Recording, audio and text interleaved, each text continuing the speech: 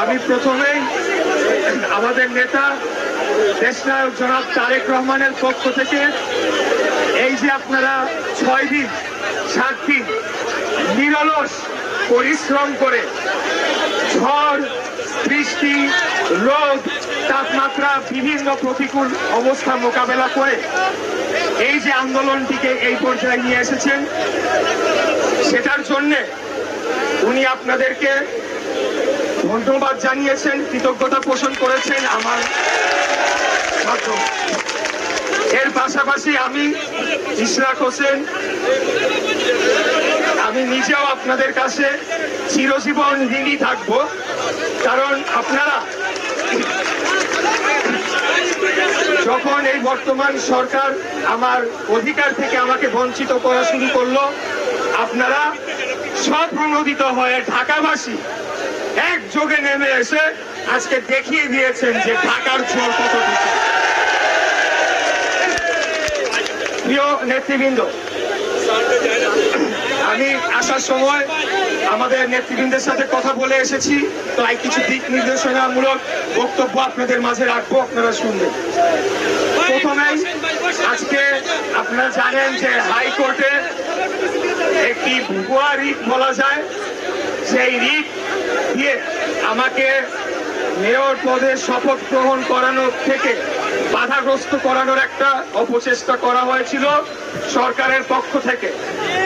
এই বিষয়ে আমাদের দলের মত যে সবশেষে গিয়ে আইনের শাসনের বিজয় হয়েছে, আইনের শাসন প্রতিষ্ঠা হয়েছে, এবং যেহেতু আমরা আইনের শাসনের প্রতি শ্রদ্ধাশীল, আমরা আশা রাখবো যে বর্তমান অন্তর্বর্তীকালীন সরকার আর একদিনও কালক্ষেপণ না করে অবিলম্বে আদালতের রায় বাস্তবায়ন করার মাধ্যমে তাদের আগামী দিনের এজেন্ডা সেটা জনগণের কাছে ফুটিয়ে তুলে ধরবে।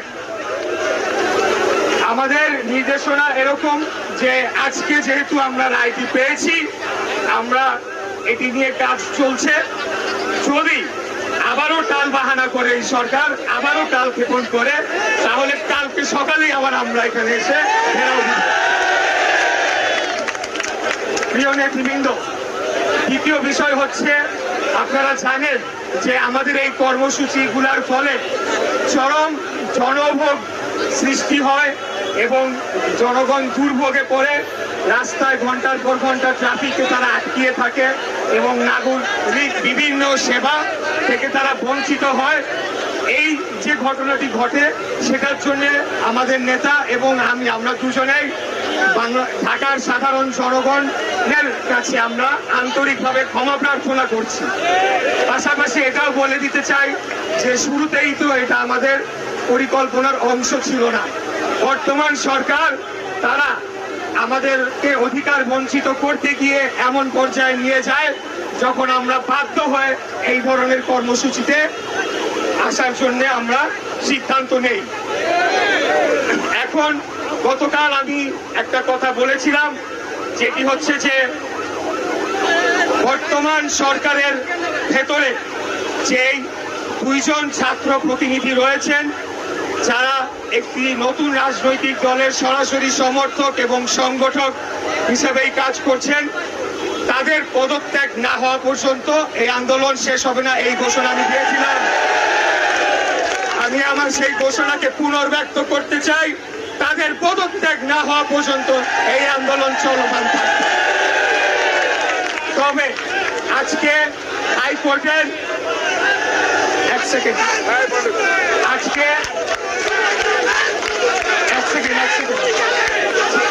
যেহেতু বাংলাদেশ জাতীয়তাবাদী দল বিএনপি একটি গণতান্ত্রিক, নিয়মতান্ত্রিক এবং আইনের শাসনে বিশ্বাসী রাজনৈতিক দল, আজকের হাইকোর্টের আদেশনার পর আমাদের দল সিদ্ধান্ত নিয়েছে যে আপাতত আমরা স্থগিত রাখবো এবং সরকারকে আগামী 24 ঘন্টা থেকে 48 ঘন্টা পর্যবেক্ষণ করা হবে তারা কি করে, এবং তার পরিপ্রেক্ষিতে তাদের যে কর্মকাণ্ড সেটার উপর ভিত্তি করে পরবর্তী কার্যক্রম নির্দেশনা আসবে এবং নেওয়া হবে।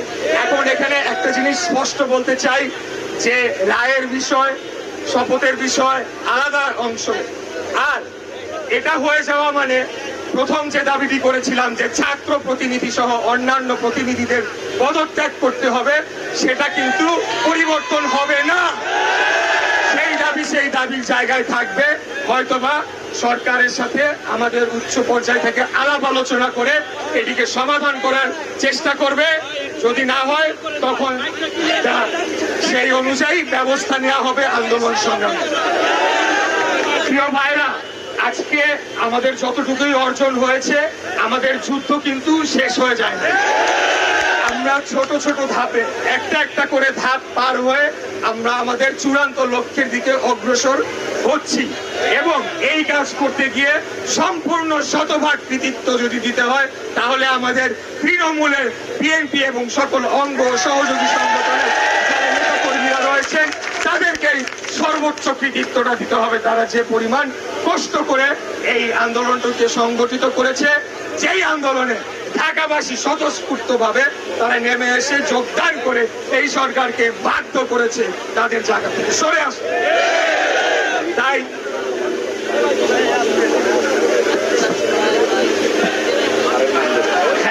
আমরা যেটা ইতিমধ্যেই বলেছি যে যে জনদুর্ভোগ সৃষ্টি হয়েছে, রাস্তাঘাট চলাচল সহ নগর ভবনে যে সেবা কাজ কিছুটা ব্যাহত হয়েছে, সেটার জন্য আমাদের নেতা দেশনায়ক জনাব তারেক রহমানের পক্ষ থেকে এবং আমার পক্ষ থেকে নগরবাসীর কাছে আমি করজোড়ে ক্ষমা চেয়ে নিচ্ছি। কিন্তু পাশাপাশি এটাও বলে দিতে চাই, একদিন আপনারা অবশ্যই বুঝবেন কেন আমরা আজকে এই কাজটি করেছিলাম। যেদিন গণতন্ত্র পুনঃপ্রতিষ্ঠা পাবে সেদিন আপনারা হয়তো বা বুঝতে পারবেন। তো প্রিয় নেতৃবৃন্দ, এখন আর বক্তব্য দীর্ঘায়িত কিছু নাই। আমাদের নির্দেশনা এটাই, আমরা পর্যবেক্ষণে রাখবো সরকারকে, তারা ধানের শীষের প্রার্থীর সাথে এখন কি ধরনের কি